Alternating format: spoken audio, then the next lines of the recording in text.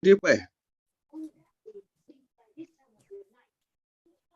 we go, starting. Hello, sir. Good evening, sir. Amen. Here we go, starting. Good evening, everyone. Welcome to Medical Mondays with Dr. O. Tonight is an interesting night. Or it's the one with a difference, where we'll be doing something different in honor of one of our dear ones. I am Toyin Opesanmi, a family practitioner, HIV specialist, and I also treat substance use disorder in Maryland. I'm excited to be here tonight, and at the same time, I feel a little bit of words that I can't even put into real words. I am in sort of pain because a couple of months ago, we lost one of our very dear ones on Medical Monday, Dr. William Craig. It was sudden. Dr. Craig was a significant member, family of Medical Mondays with Dr. O, and he lost his daughter, shared that with us on Medical Mondays, and soon after, he slept and didn't wake up. So, two of us attended his funeral. Liza and I went to New York to his funeral, and his wife said they were planning to celebrate their birthdays together. His birthday was October 14, 2 days ago. So if you had looked at the topic tonight, you would understand why this is in honor and remembrance of Dr. Bill. He would have been 77 2 days ago. They were planning their birthdays, waiting for October to come, deciding what they would do. He went to sleep and didn't wake up. He was diagnosed, or it was said that he had a heart attack and didn't make it. So there was a debate because my son said it was heartbreak. So what's the difference? A heart attack or a heartbreak? So tonight, in honor and remembrance of Dr. Bill, we will be talking about heart attack. And I chose to do the conversation tonight in honor of him. So what is a heart attack? A heart attack occurs when there is decreased or no blood flow to a segment of the heart, to a segment of the muscle. And that now causes decreased oxygen flow or no oxygen flow. And so the heart gets into trouble there. If intervention is not had soon enough, then the damage to the heart will be increased. But the topic tonight is about preventing that.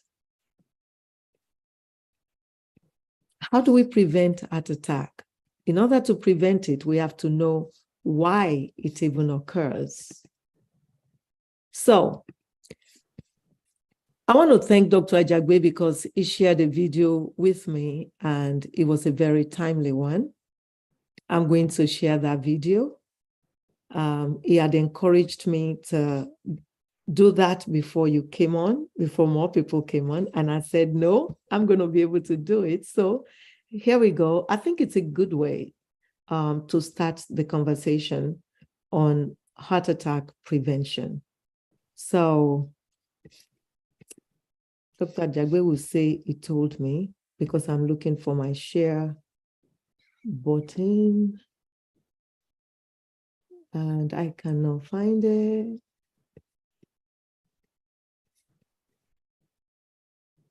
Dr. Jagwe, is not technological issue. He's finding the share button. Oh, Let's go to the bottom of the page. Yes, I am at the bottom. It should be next to chat. It should be next to chat. And you're right. There we go.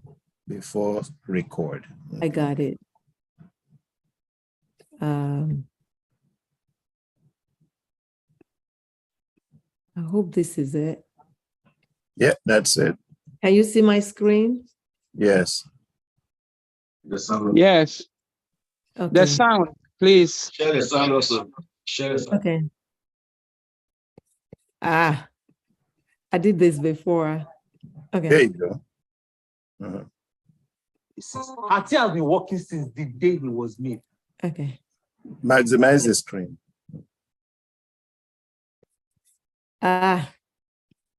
It keeps doing that. Supply from this place and send it to other vital places. From the day Hati was born, Hati has been working. What was Hati's job? Carry important supply from this place and send it to other vital places. Hati has been working since the day he was made. He has never gone on break, has never gone on leave, he has not even done holiday. Now, the problem is the day Hati goes on leave or he goes on break, things around him start to die. Why? Because all those people depend on Hati. But the Hati that is doing the work also needs the vital supply of the things that he's supplying. So it's very important that Hati himself is fed well, and not just fed well, fed adequately. Problem is that in some places, Hati does not used to eat food like that. They have blocked the pipe that used to feed Hati. And Hati, instead of still taking break, continues to work, thinking that by working harder is going to solve the problem. Sometimes, some people make Hati's job harder. But Hati will try to push against pressure. Why? Because perspire to recover the container has already entered his blood. If by this point you don't know what I'm describing, you better leave this video and go away, because the major thing that we're describing is your heart. Yes. Today is World Heart Day, Abi. And the theme of today is what? Use heart or no heart. Because the better you know, the more you can take care of it. So let's talk. Now, that that's going on inside your chest. What exactly does it mean? Let's now tell you. Inside your heart, there are about 4 rooms. There's the atrium and there's the ventricles. Some of those rooms, which is called the atrium, are responsible from just receiving blood. Some can receive from the lungs, others will receive from the other parts of your body. Then the remaining 2 rooms are called ventricles. They are responsible for forcing blood out of your heart. Whenever they relax and they contract, yeah, right? Now, it's supposed to be regular. How many times? It should be less than 100 times at rest. If it's more than that, it's a problem of something we know as tachycardia, which could mean that something is going on that your heart is beating faster than normal. If it's lesser than 60 beats per minute, sometimes it could be a problem that is known as what? Bradycardia. But in people who have trained their hearts, at least they are, they've done all the running to work. It could also mean that they train their hearts well enough to handle lower pressure, so that when they run faster, it does not go there. The heart that is doing the since the day you were born also needs to be supplied by blood itself. Now, the things that supply the heart, the blood, is what we know as coronary arteries. Why are we mentioning these arteries? Because these arteries are very, very, very, very important. Because the next things we're about to say are some of the things that damage the heart. Number 1, hypertension. We have been saying this since. Hypertension is a silent killer. It does not have any symptoms. You need to understand how it affects your heart. How? Simply because in hypertension, one of the major things that happen is that the blood vessel, instead of being normal, is about narrow. So it's harder for blood to go through those vessels, increasing the workload on the heart. If the blood has more pressure to work against, what happens? It starts to pump more. If it pumps more, it starts to get bigger. But the problem is, as the heart is getting big from hypertension, the room inside is not getting bigger. The room inside is getting smaller because the muscle is getting bigger. So it means that very few blood enters the heart. As few blood is entering the heart, it cannot pump out much blood. The people that are supposed to receive the blood, they are shouting. So they send message to HR. HR is sending message to the heart. Work harder. People are not getting enough blood. It continues to pump. The more it pumps harder, the bigger it gets. At some point, they have to give up and say, I'm tired of working. That's what we know. Another thing that also affects the heart is cholesterol. You see this one? It's very important because Some of the things you people are eating is causing problem for you, especially people that like junk food everywhere.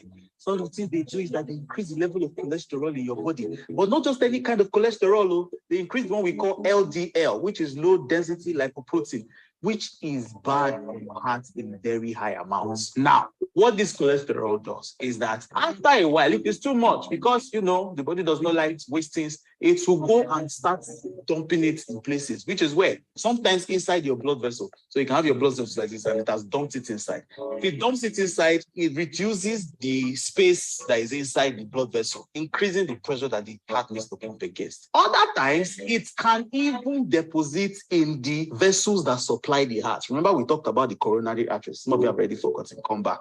Inside the coronary arteries, if it deposits inside, it's reducing the amount of blood that gets to the heart itself. And if the heart is not getting enough blood, some of those heart muscles start to die. Before you know what's happening, cardiac ischemia. Before you know what's happening, heart. So, my dear, if you have not checked your cholesterol levels, you need to start going to the hospital to go and check and start reducing the things that contain very high cholesterol. Another thing that increases your risk of heart disease is something we know as diabetes.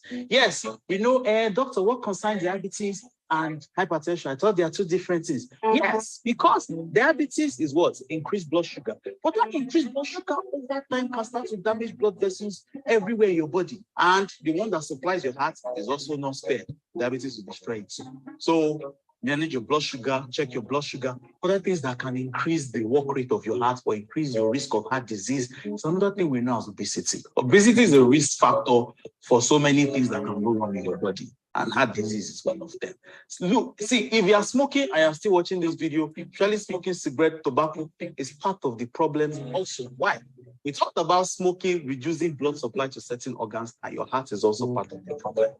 Now, if you don't exercise, off this video and go and exercise now, then come back when you've exercised. Why? Because like you always say, when you exercise, first of all, your heart increases its work rate, your blood vessels enlarge, reducing the amount of work that your heart has to do over time. Most importantly, is keeping your heart healthy. It's very simple. So, my dear, go and exercise. So, use heart, no heart. We are here. Let's now bring it down to what we can understand. Emeka, you go out with your friends. They are smoking shisha. We join them and smoke shisha. Meanwhile, your father has hypertension. Your mother has hypertension. Your father's uncle's sister's son has hypertension. Our uncle's sister's uncle's mom's aunts. You understand where I'm going? In other words, there's a risk factor for hypertension that is in your family line. They should not catch you near it. Am I saying that people that don't have risk factor can continue smoking as much as they like? No. Don't hear what I'm not saying. What I'm saying is that there are certain particular risk factors that are with you. Or you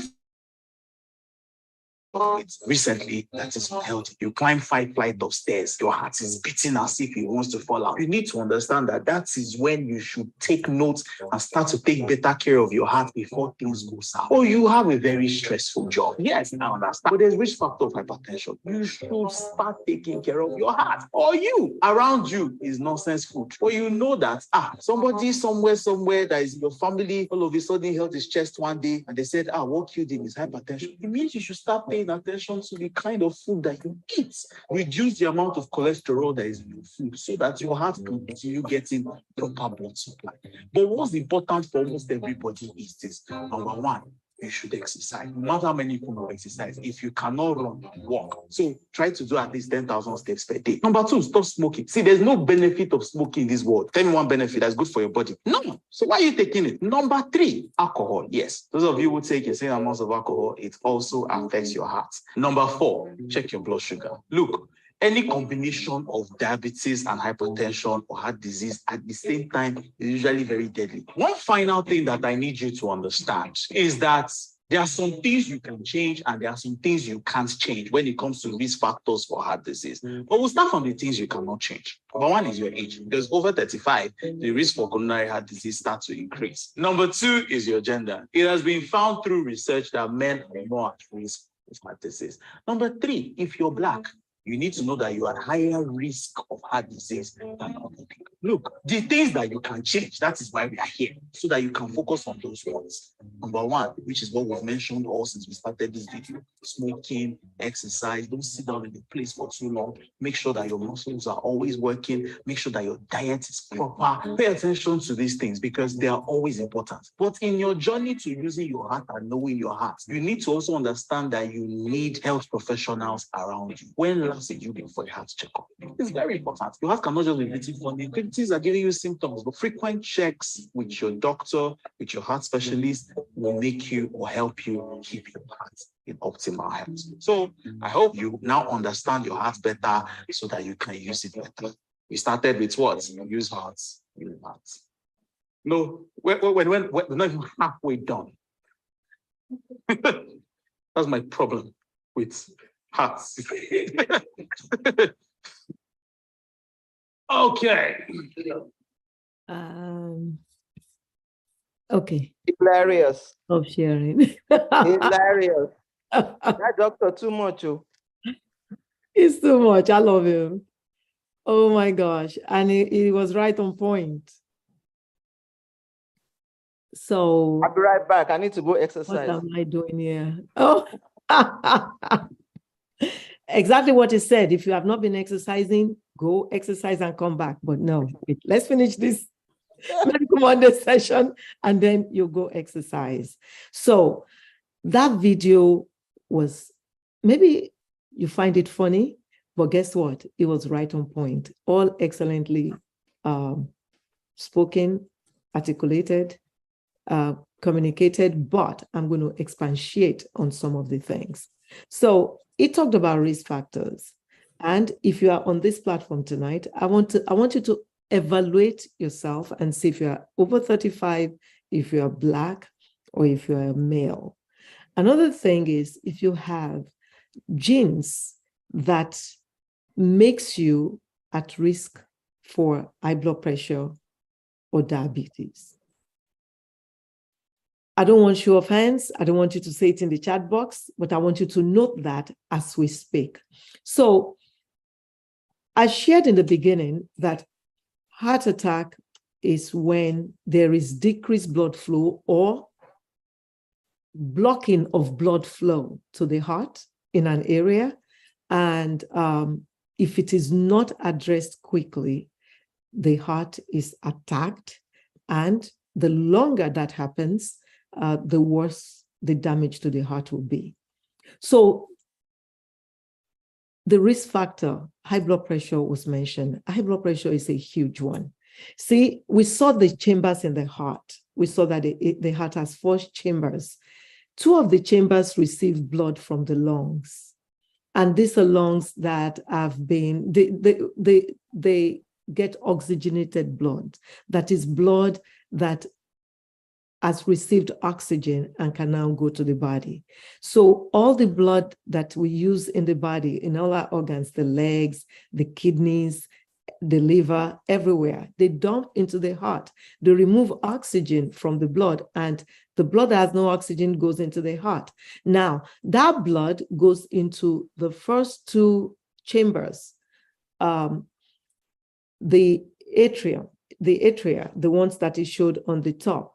And from there, they go into the ventricles, the ones on the bottom. From the ventricle, then the blood pumps out.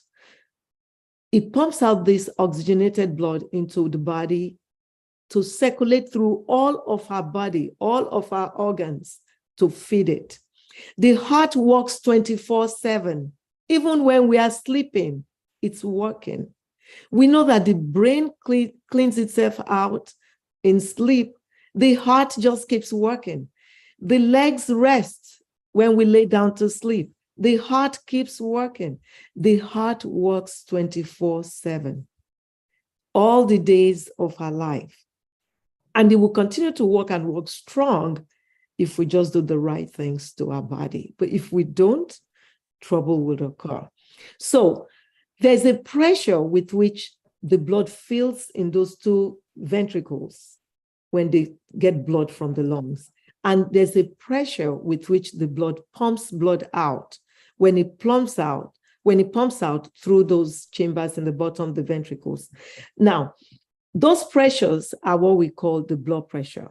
When you check your blood pressure, or your blood pressure is checked in the clinics, hospital, wherever, it will give you two numbers: a top number that we call the systolic pressure, and a bottom number that we call the diastolic pressure. That systolic pressure is that pressure with which the heart pumps the blood out.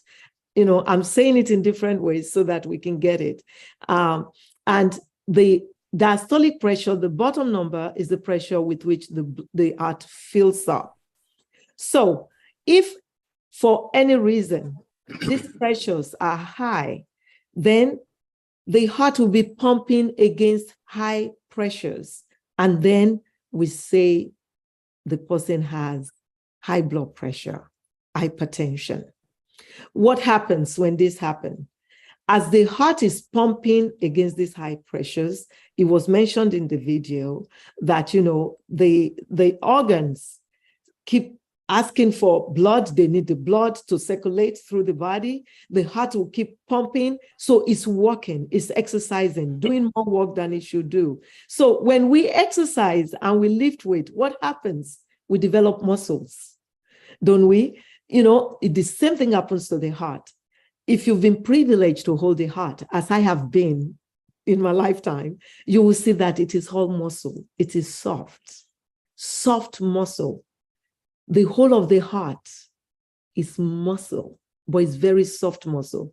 It has to be soft so that it can relax to fill with blood, and it can squeeze to pump out blood. So that softness is very important.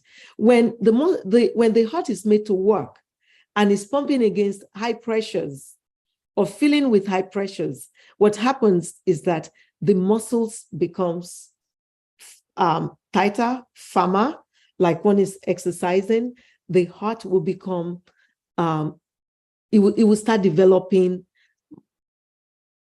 firmer, like I said. So it's harder for it to now pump out blood. It's not easy anymore. It needs to pump out at higher pressures. And at the same time, because of this exercise, these higher pressures, now it's gotten stiffer, thicker, and it cannot do that job very well anymore. So this is a catch-22 horrible situation. The chambers, because it's getting bigger, get smaller, like was said in the video. That's why the chambers get smaller. So the chambers are not filling with blood, those two that are filling with blood, with as much blood as they should fill in.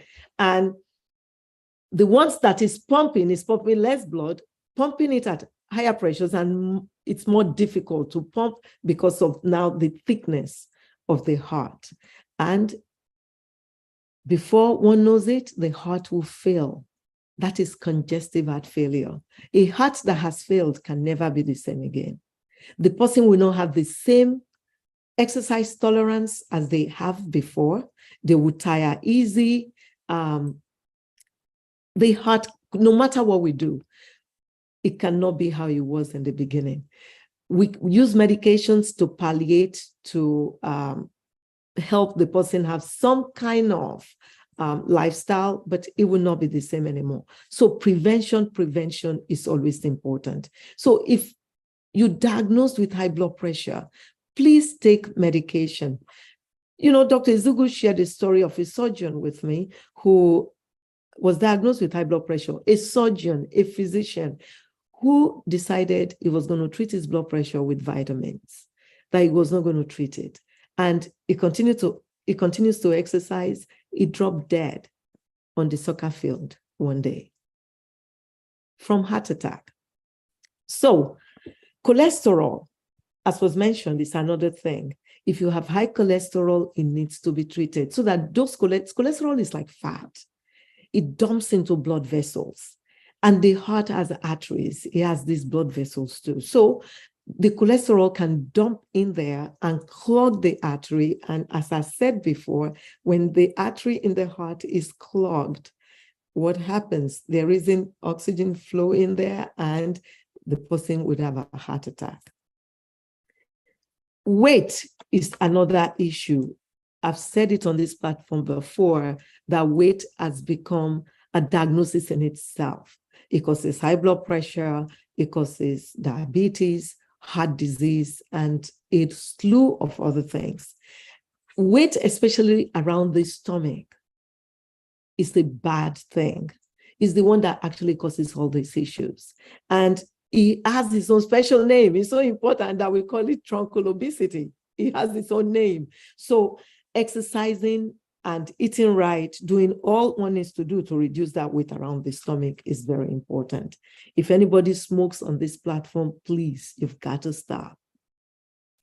Because what smoking does on the long term is that it decreases blood flow. The blood starts flowing slower, and then they start forming sludge.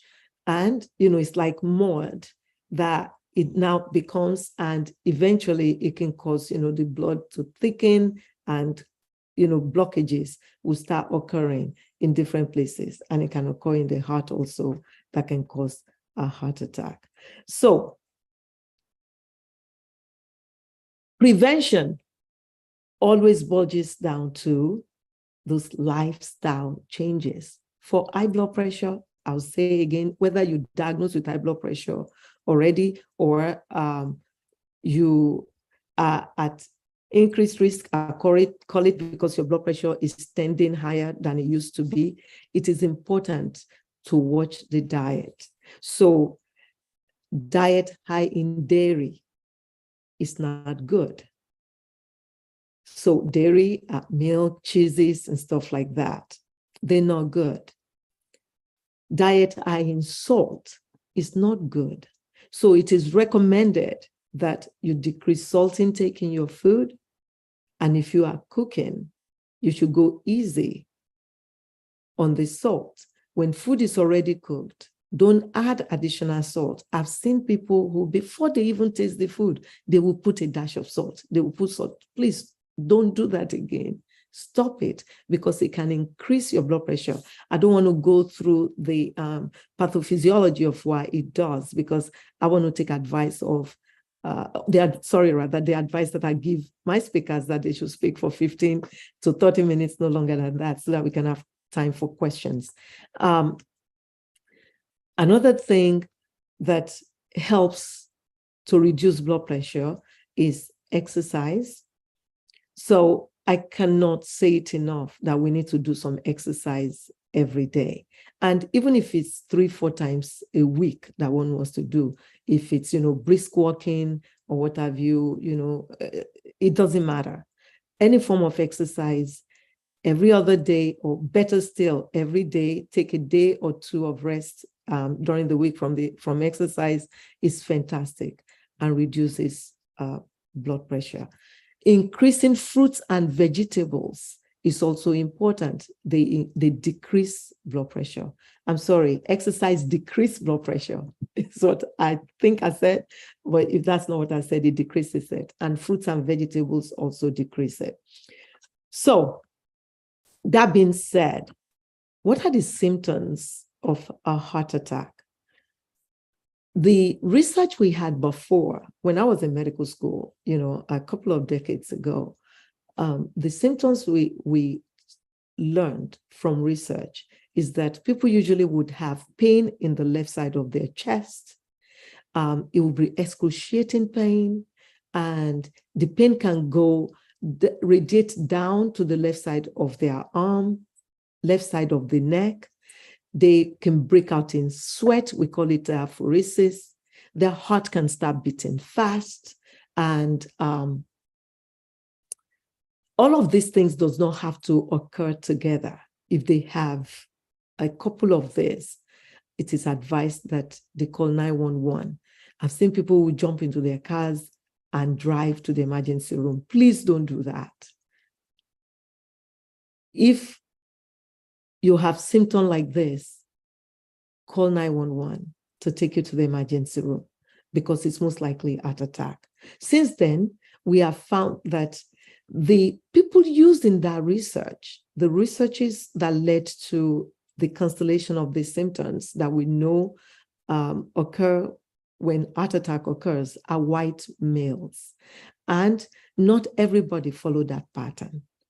Since then, more researches has been done that has shown that women especially, whether they're Black or white, present atypically. They don't necessarily have all of those things I said. Just slight chest pain or even left arm pain. The heart is located on the left. You know, when you hear me saying left, the heart is located on the left, and that's where these things happen. Left arm pain, I've seen a lady when I did in the emergency room, when I did ER rotation, that presented with just left arm pain. And you would think, oh, they lifted something, it's musculoskeletal pain, but no, EKG showed right there and then that she was having a heart attack right there and then. Some women will present with just nausea. So women present differently. They present atypically. It doesn't mean that some women cannot present the way with the symptoms that are described, but it is atypical. So for women, please, if you have anything to do with that left side, left neck pain, left chest pain, left arm pain, you don't feel fine, you feel queasy. Some people would have dizziness with these symptoms. Please go to the emergency room. Let it be evaluated. You don't lose anything by doing that. If it's not a heart attack, you'll be told it's not a heart attack and you'll be treated accordingly for maybe musculoskeletal pain. But if it is, then you would have saved your life. A life would have been saved. So, as I said before, I decided to do this talk today in honor of Dr. Bill Craig, for people who are just joining, who was a family care on Medical Mondays, who slept and didn't wake up, and we were told that he had a heart attack, was how he passed. Some people said it was a heartbreak. So what's the difference? I felt we needed to talk about that. It is true. His daughter, love of his life, amazing young woman, left too soon, died a couple of months before him, and he was heartbroken. Was he heartbreak? Was it heartbreak that caused his death? Well, we do know in medicine that stress can cause a heart attack. Heartbreak can cause a heart attack. So to prevent, because the talk tonight is about preventing a heart attack. That is what Dr. Bill would want, for us to learn how to prevent situations like he had, so that none of us would go the same course. A heartbreak over life situations is something we need to avoid. We have each other. There are many ways to deal with heartbreak, talking about it, finding help, counseling. If one needs medication for a short period of time to treat anxiety or to treat the mood during the time of these stressors, then it should be done. There are many interventions to deal with heartbreak. And what I've seen that works mostly, number one thing that works is talking about it, talking to the right people about it. If you're a Medical Mondays family, reach out. We have counselors that can assist, because when one takes all of those on, it doesn't do well for the body, especially for the heart. So I say that our time has been fast spent. I can't believe I talked this long. I'm going to step back and have you ask questions so that we can make this more interactive. If you have questions or comments, please raise your hand to ask or to comment. And if you don't want to do that, you want to put it in the chat box, that would be great also. You can do that. Dr. Aluya, fantastic. Kindly unmute. Yeah, good evening, everybody. Good evening. Yes, Welcome. thank you. This is very a somber, moment to reflect and to review that one of our own had gone too soon. And obviously, I'm going to miss him. I'm going to miss his voice. I'm going to miss his approach to things, and especially when it comes to diet and dairy related, aspect, and the cultural aspect upon which he brings into Medical Mondays to remind us who we are, where we're going, and the things that make us who we are as well, in terms of the food we eat, and the chemicals that we put into our body, because, like they always say, we are what we eat. So I'm really going to miss him, and I pray for his family to have the grace and strength to bear this great loss, because it's indeed a great loss. And I thank you, Dr. O, for bringing this and again, in circling it around, so that we truly pay attention to what's going on, and especially in our community. Again, we can't overemphasize it. I tend to give global perspective, but if you look at it, the total number one, I mean, heart disease is the number one cause of death globally around the world. Number one, followed by cancer, and COVID came on board, number three, and all the other attributes, accidents and all that. But in the United States, it's still number one, over 600 and something, almost 700,000 deaths a year. And if you look at that statistic, break it down, a lot of us as Black and brown people are more involved than that. And you so rightly said, women present in a very ambiguous manner. And I've always said that, talking about women, that the risk, and I've seen, I mean, across board, and I talk about this often enough, that once you get to a point where you get into menopause, and we need to pay attention really, because I've seen this constantly. Within the last 3 months, I've seen 4 Black women who have died suddenly, 4 of them, and they're all in their 50s. So, and when I look back on all the women who've died of heart attack, a lot of them in their 50s, and a lot of people who have entered menopause. So as soon as you get into the stage of menopause, the risk exponentially increases. I haven't seen any data showing that relationship with menopause and us, but I think this is the time that, again, those who are out there, who are doctors and everywhere else who are listening, to begin to go back and research and look into this. Because one of the explanation is shown that the process of menopause itself is a hyper-inflammatory state. A hyper-inflammatory state. A hyper-inflammatory state where, to the point where the hormones begin to really decrease. And those hormones are protective, the estrogen and progesterone, they're protective of women, especially keeping, the HDL level really high, which protects the heart, which the HDL is the high good cholesterol. And if you look, that good cholesterol tends to drop. And anybody who has high inflammatory states, and that's why when women go through menopause, one of the things you hear them say, I'm hot all the time, I'm cold all the time.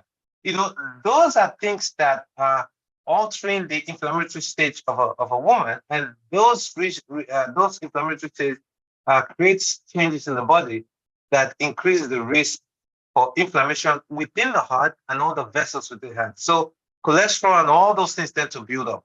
And in another 4, 5 years, 10 years down the road, boom, begin to present like that.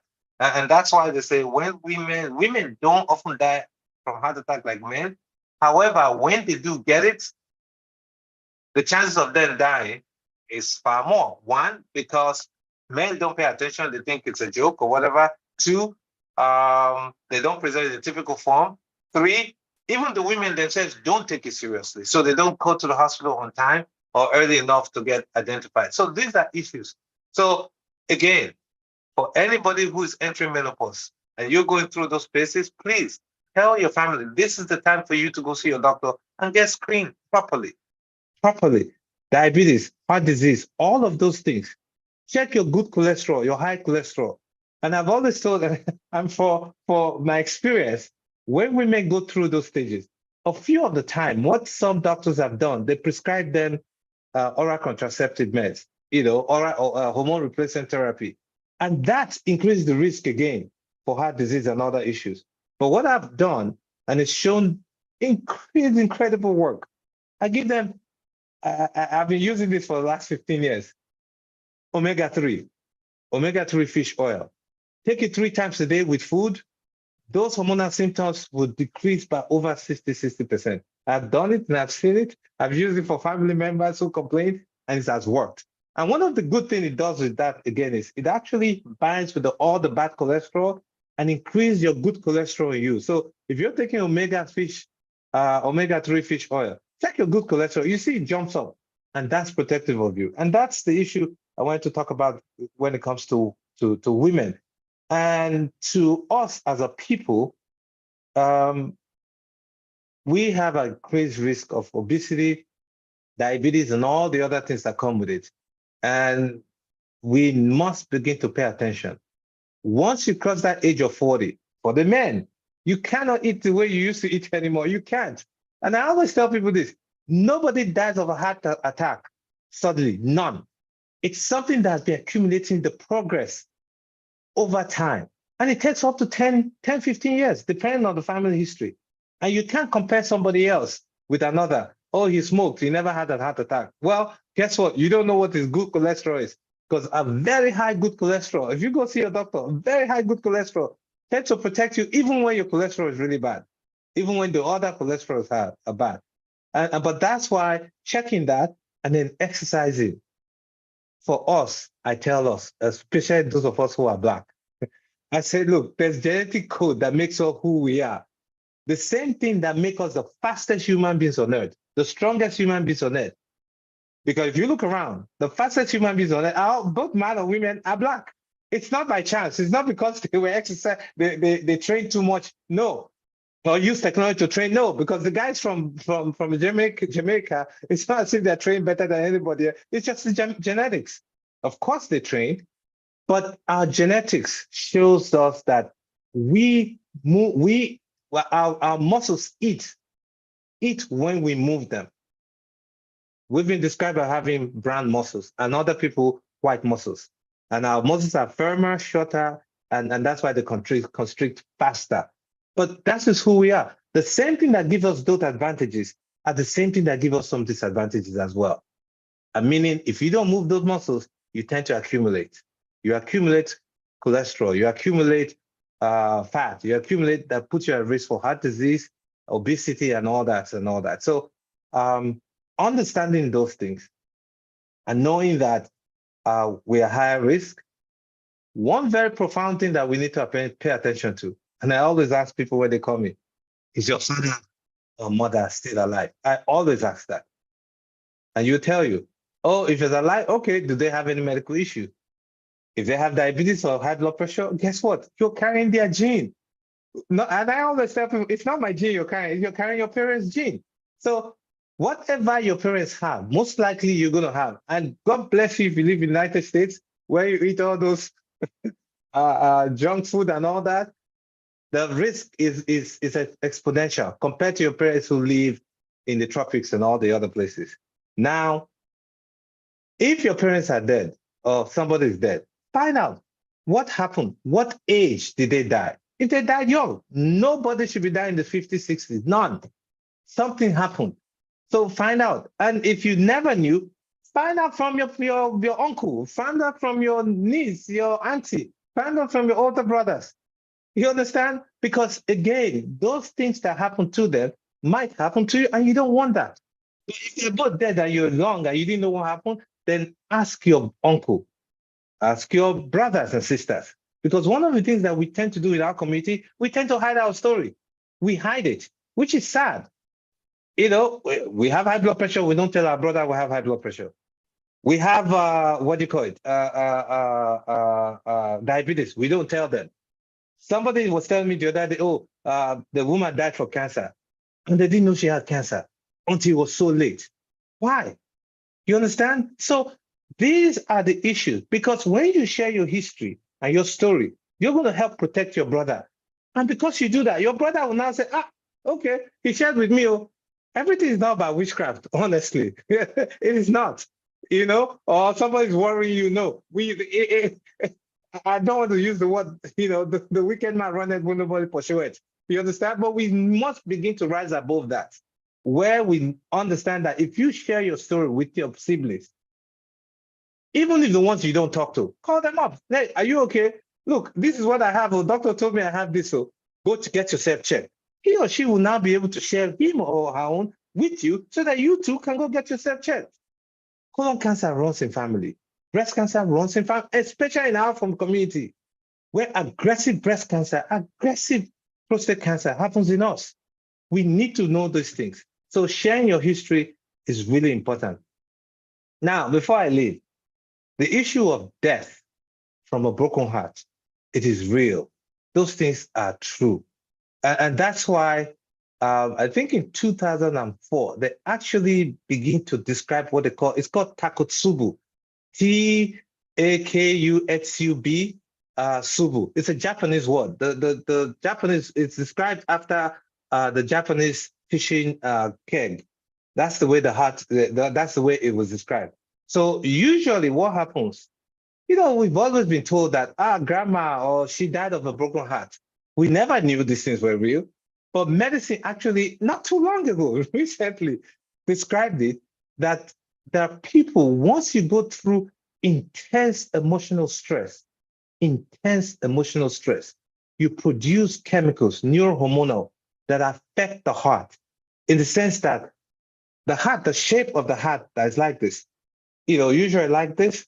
Now, this end, the anterior, it's called the anterior, we call the frontal part, tends to balloons out. It balloons out like this. And that's because the chemical, why that happens, we don't know, but that's just the way it is. So that people who've been looked at, when they come to the emergency room, that's where they first find it, with intense emotional stress, heartbrokenness. When they check the heart, it balloons out quickly like that. And then they check the chemicals to show that the heart is under strain, which is the troponin. So some of you must have heard, they run troponin every time when you call. The heart, because it balloons out, begins to leak those chemicals, the troponin, and they begin to measure it. And they measure it over time to see if it persists, and they check the EKG. But the EKG sometimes may be normal, really. The EKG may be normal. It just does not affect that part unless you do an EKG, echocardiogram, which is the ultrasound, the kind of ultrasound where you check the baby in the body. They do the ultrasound of the heart. They see the ballooning of that anterior aspect of the heart. But the good thing is, once that severe emotional stress is released, that also releases. The heart tends to go back to what it looks like. But guess what? If it persists for a long time, then it causes damage. And not just that, everybody's fibers within the heart, because, if I do this now, when the baby is inside the body, the fiber, the heart muscles are really separated and they begin to contract. But as they get closer to birth, they begin to close up, and the fibers begin to get really firm and close up so much more. So that once that the level at which the fiber close up within that heart, the strength within that heart has. So for people who don't have the fibers that are really closed up, or they're closed up a little less than normal, and you have that balloon, it tends to lead to heart attack or heart failure. So these are issues that we must begin to pay attention to in our families, in our community, because unfortunately, we don't have a lot of people who speak about these things. So brokenheartedness, does it happen? Yes, it's called Takotsubu. What do you call it?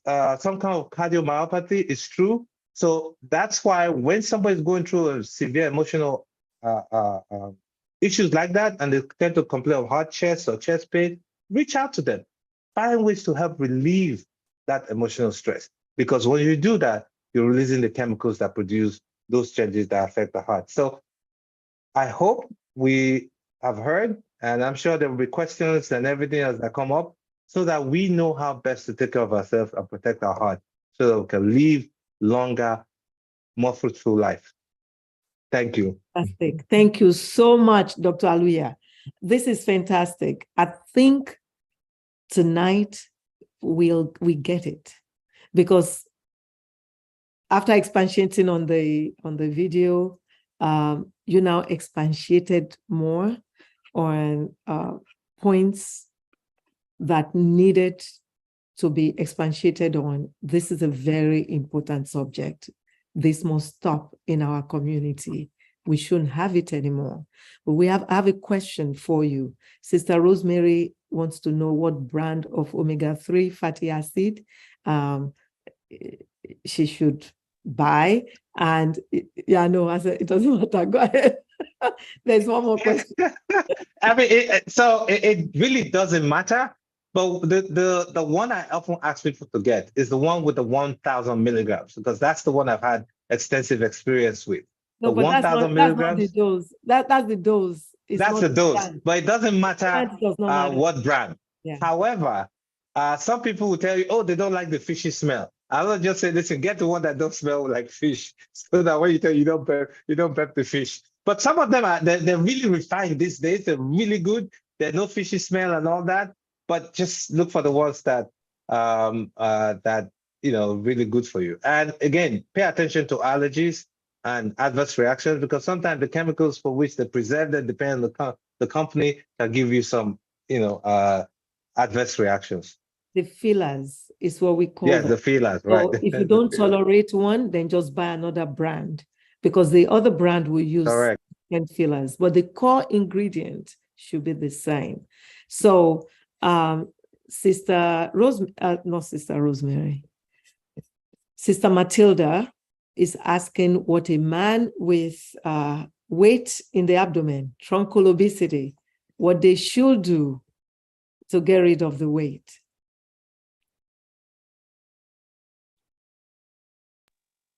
Well, exercise. There's no way. But the exercise before that, you watch your portion. You understand? The portion really does matter, and the kind of food you eat. I mean, unfortunately, some of us who are Nigerians, we pile up eba, or pounded yam at 10 o'clock at night and go and eat it and go and lie down and sleep. Where else do you think that carbohydrate is going to go? You understand? Because our parents, if you look at the diet our parents ate, they never ate like that. They never ate heavy, big food in the evening and went to bed. No, they ate maybe yam or plantain or, a little more lighter stuff. And the daytime before they go to the farm or in the farm, that's when they tend to eat, heavier stuff. And, because they know they're going to go out to the farm or go hunting and all that. So, but again, we live in the area where the portion is important. And then not just that, the variety of what you have. We eat foods that are plant-based most of the time. And find out even the soup that we eat is all vegetable-based, We eat a lot of vegetables and all that. And that's what our body is used for. And that's what your DNA has coded for. I was actually I did a talk on Saturday with the Physician Health Network. And, we talked about the food and who we are, what we are. And I'll tell you this, there's a research study that was done about 15 years ago, where they took 10 African Americans and 10 Africans. Now they brought them, did an endoscopy, took a biopsy of the stomach lining to see what the stomach lining looked like for African Americans and for Africans, to see if the food that they eat really matters. And I'll show you something. Maybe I'll draw it out quickly so that you see. And then African, I'll do the AF. So I'll put it close so that you see. Can you guys see it? Yes. Now, the AA is the African American. So the stomach lining for the top one is a whole lot more blunted. It's called blunted and smoothened out. You understand? But the stomach lining for the African, because of the diet that they eat, you see the curvature, multiple curvature. Now, the more curvature you have, the Yeah. more chances of you absorbing stuff, the more chances of you, the healthier the blood flow within the curvatures and all that. That's what it is. And usually for us, because we're coded for, genetics is coded for plant-based, food, it tends to look like that. Now, if you eat more of, purified sugar and all those stuff that you eat, that's what it looks like. So when they did that for the African American, the African, the top one was the African American, and the bottom one was for the African. Now, guess what? They now reversed it 6 months after, 6 months, and then did the same study again. Only 6 months. Guess what? The African stomach now look like the top one, and the African American stomach now look like the bottom one. But it was one of this study that was done by some smart people who just wanted to see if what we truly eat is what we are. And it's a fact. So the more blunted you are at the top, the more inflammatory changes that take place in the stomach. One of the things that people tend to forget, the mouth is the gateway to the body. And what does that mean? Meaning all the guards that are standing out there to protect you from infection, because the most likely place where you're going to get infection is through your mouth. You put it in, it goes in. So God has set up from the mouth here to the rectum inflammatory, guards. I use the word guards, stations to catch infections when they come in. And those infections have been described as what? Peyer's patches. And that's what they call. So the more inflammatory process that go through that Peyer's patches constantly irritating, it tends to blunt it off.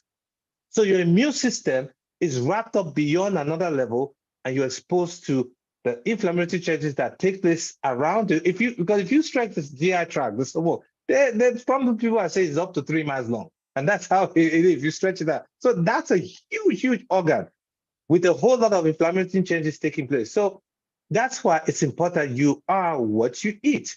So please pay attention to what you eat.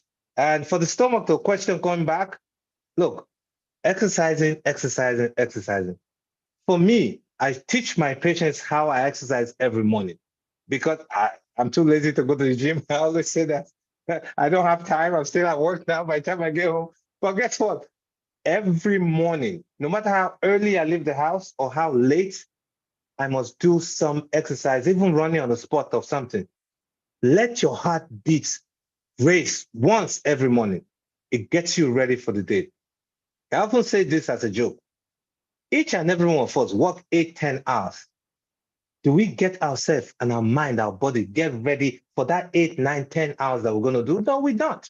But guess what? Usain Bolt and all those guys who run for 10, 15 minutes, few seconds, what do? They exercise constantly, train their body for that 5, 10 seconds that they're going to run, or even for 1 minute they're going to run. You understand? They train themselves. And every day we do 9, 10 hours. We don't train ourselves. So for a healthy heart and a healthy living, let your heart beat at least once every day.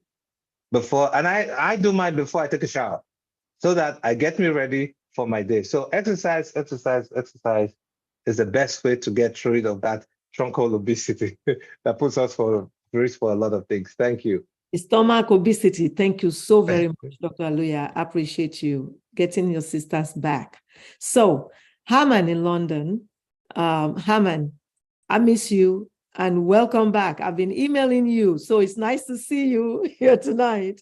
He wrote that he was finding this presentation interesting as he has high blood pressure himself. So this in-depth episode of explanation is most insightful, he said. Not one,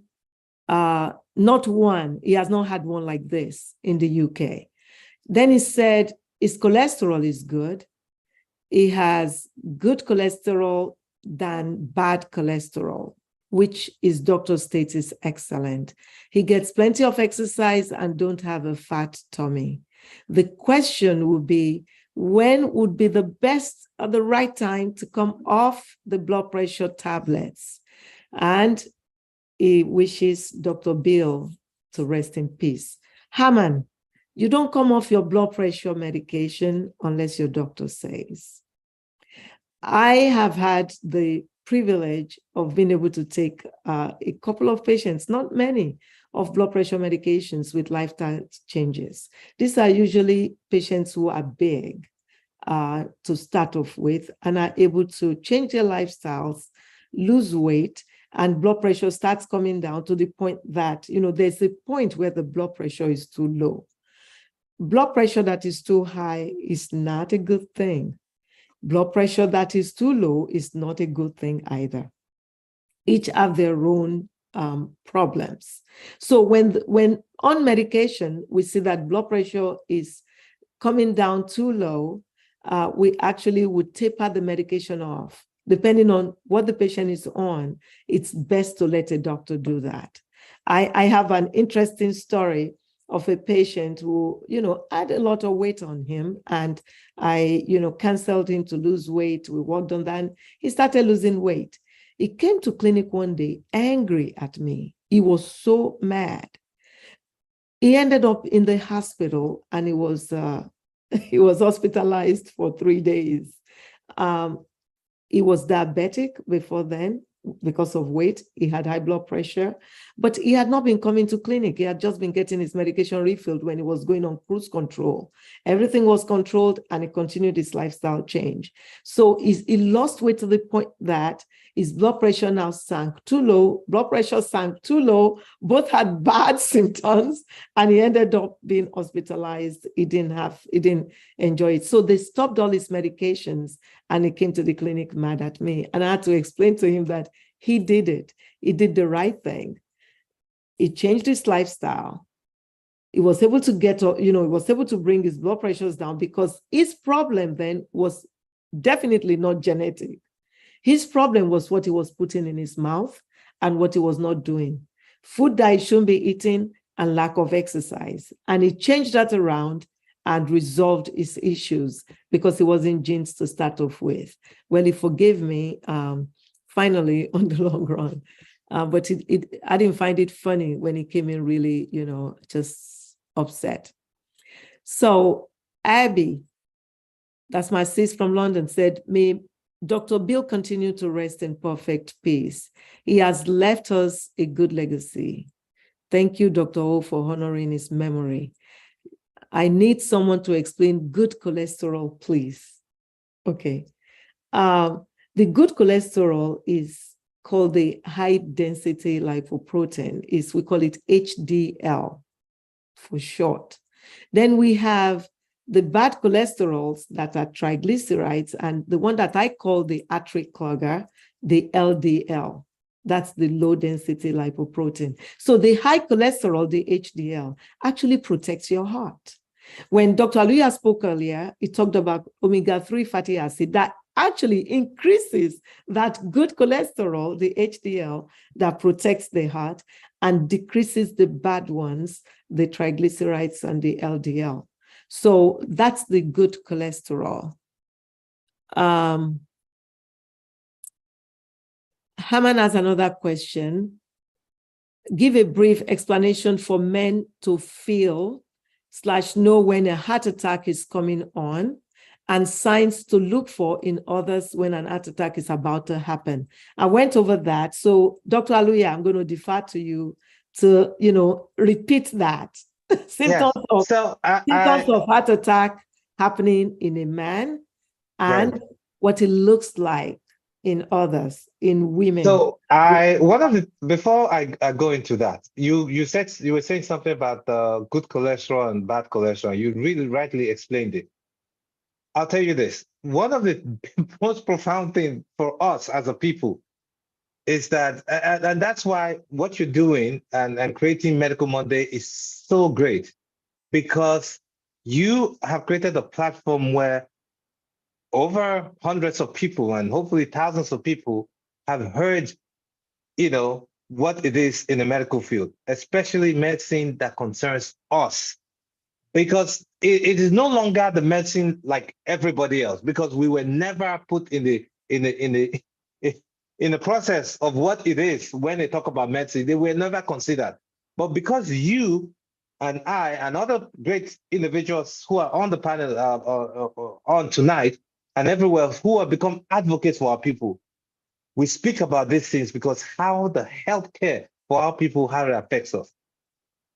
I did mention earlier on the HDL. It is so important to us as Black people because I've seen personally where, and recently they've actually said it, because you have other risk factors: tobacco smoking, high blood pressure, diabetes, genetics, medications, cancer, and all those things. And sometimes they go in combination. But guess what? One of the independent risk factors for heart disease is a low HDL. Independent risk factor for HDL, meaning you're young, you never smoke, there's no family history, nothing.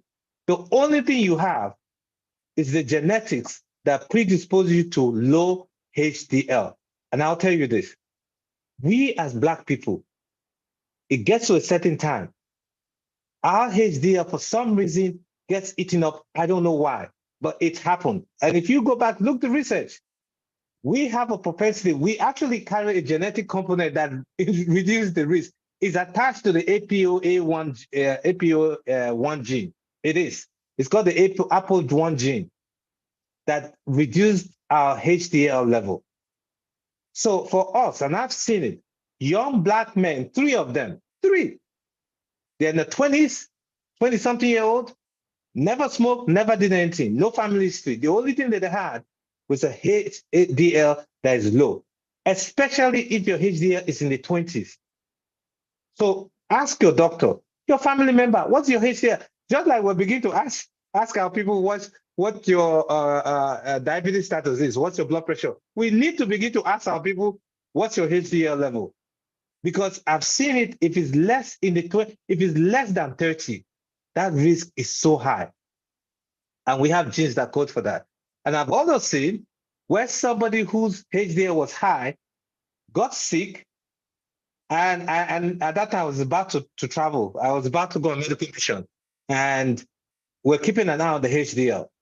So I put out, I saw the drop in the HDL, and I'm like, oh, if this thing happens, it puts you at risk. I put out the omega-3, but then I traveled. By the time I came back, she used to run 50-something. It dropped down to like 35 before I left. But she had some inflammatory, disease that happened, some connective tissue disease that really raised that up. So I put her and said, hey, take this, before I come back. By the time I came back, she had a heart attack. I spent 2 weeks in Jamaica. She had a heart attack. I went back, looked at her HDL. Her HDL dropped down to 23. And of course, she had a heart attack. Did she take the omega? No, she did not. So that's why these things are so important. Again, as we speak to one another, we carry the gene that reduces our HDL. We need to pay attention to that. So coming down to HDL, to heart attack, for men, the typical presentation, of course, you're obese. Again, some people tend to have OSA, obstructive sleep apnea, short neck.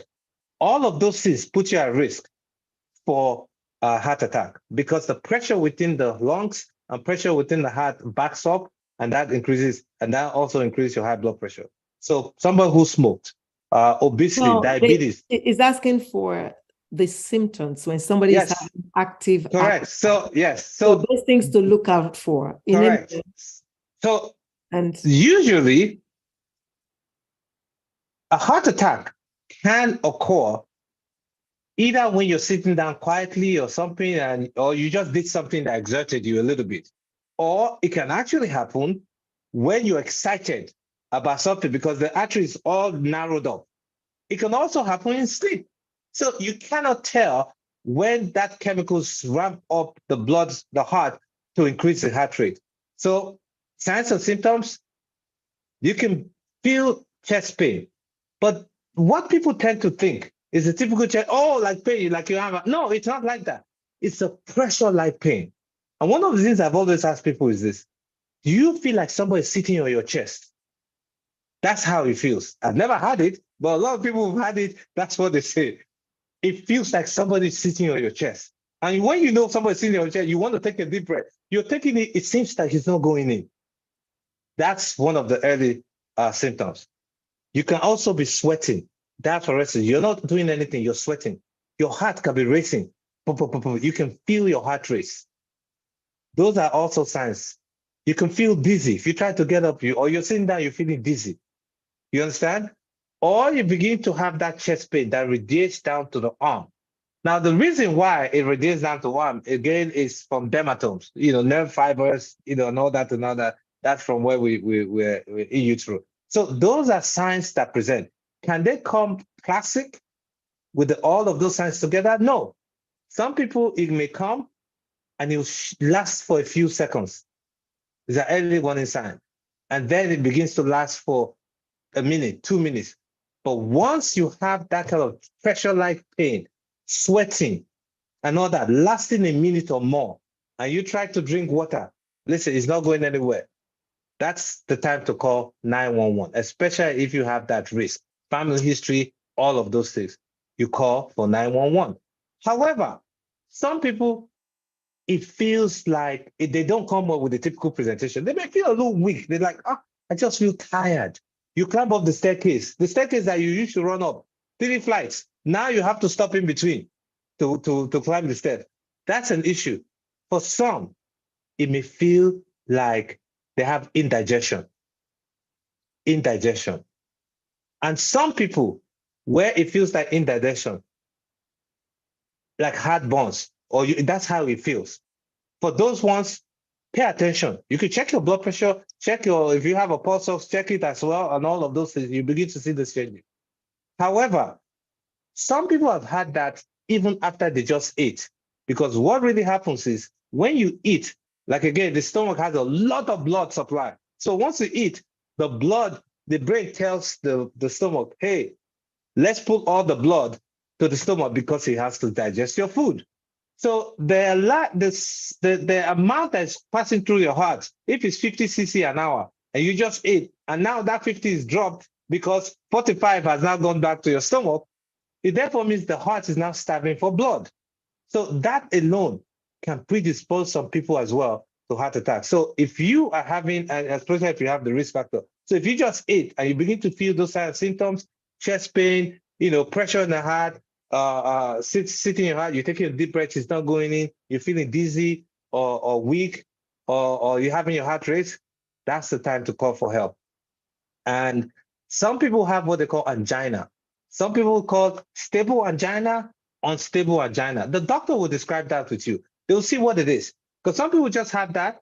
It's not a heart attack per se, but just the vessels that supply the heart, the corona is going to spasms. They go into spasm and they restrict the blood flow. So with those ones, they tend to give them some medication that will help relax the muscles of those vessels so that they relax, so that they don't go into spasm.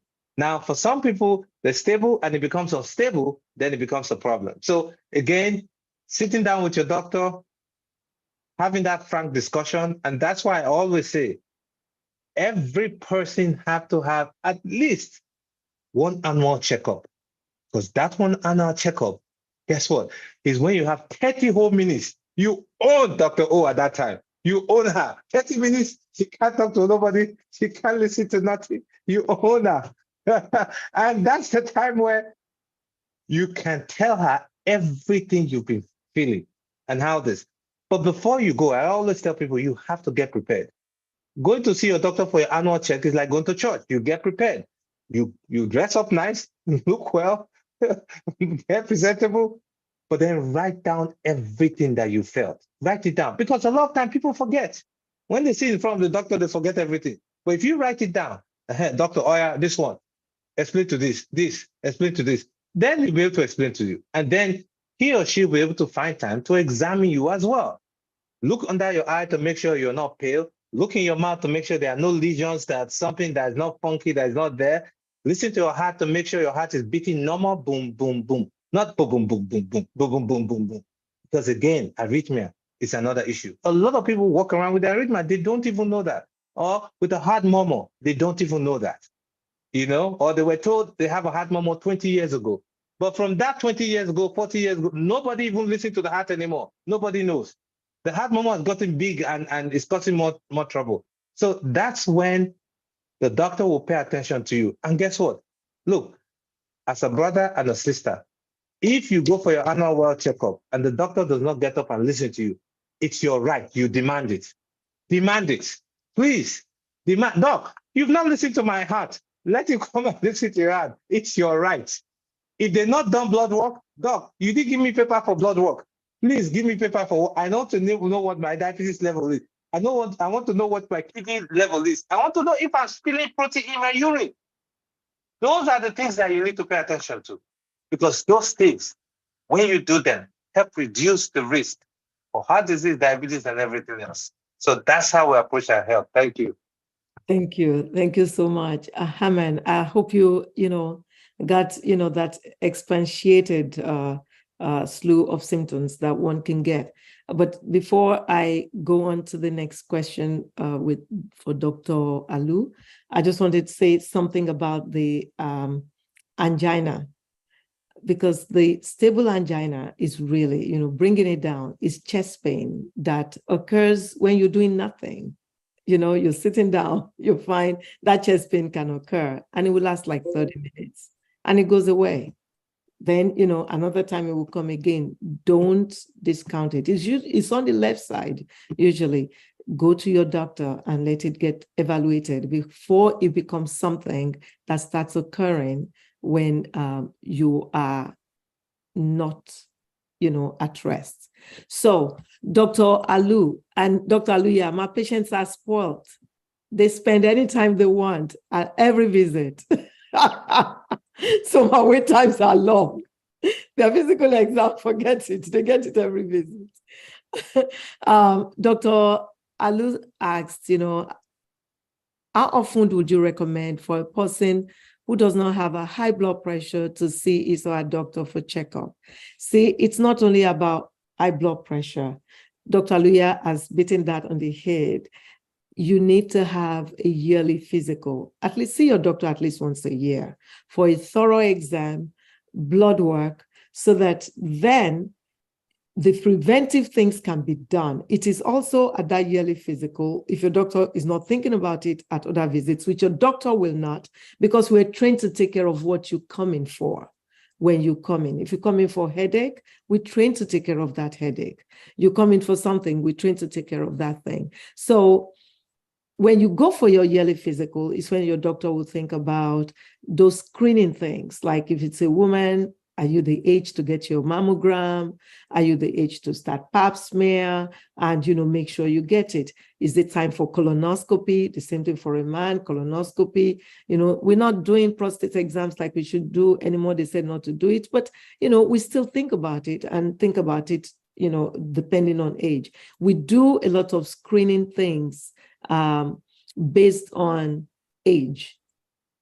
When you get to a certain age, we start screening for certain things. But blood work at age, it's based on ages also. There are things we look for at different ages. So doing that yearly physical is important, and your blood pressure will be checked. Everything will be checked. And if somebody does not have high blood pressure, the doctor will guide you as to when next to come. So again, I repeat, doing that yearly physical is important, because we then use that to guide and to direct the next time you should see the doctor. Dr. Aluya, you have a question from Dr. Ajagbe. It's specific to you. It said, did you mention troponin in relation to heartbreak? And yes, I didn't say troponin, but I said heartbreak can cause heart attack. So he went into further details, the kinds of workup that are done. So Dr. Aluya, can you answer that question? Yes. So what I was saying, that once somebody is going through severe emotional stress and strain, and they get to the ER, you say have chest pain, because then that's one of the reasons that take them to the ER. By the time they do the EKG, it may be normal. It may show some abnormalities. However, sometimes when they check the blood for troponins are chemicals that the heart releases or leaks when the heart is undergoing some form of damage. So that era where you have the neurohormonal changes in the heart that causes the ballooning of that anterior aspect of the heart can release some troponin.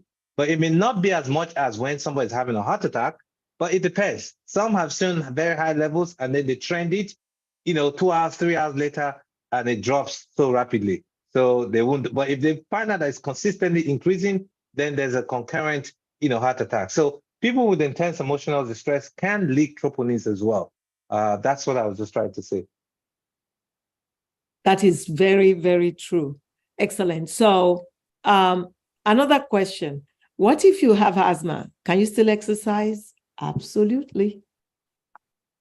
Yes, asthma does not prevent one from exercising. It's okay to exercise. That's my brother Juby. Okay, what about lifting weights? You can. One of the things we see in exercise, especially with children, because as a pediatrician as well, we have what they call exercise-induced asthma. So a child who's in-house comes out especially now that winter is coming, you come out because the air is cold and you breathe in that cold air, it causes bronchospasm. So then they can begin to have shortness of breath. So what we tend to tell them, again, take your inhaler, take 2 breaths before you come out. So when you come out, your lungs is exposed, it's open, and then you can do what you need to do. That is true for exercise-induced asthma, but there are other asthma, many, that are not exercise-induced. People have asthma, and it's okay to exercise. It's okay to lift weight. It does not affect you at all. So you should still exercise despite the asthma.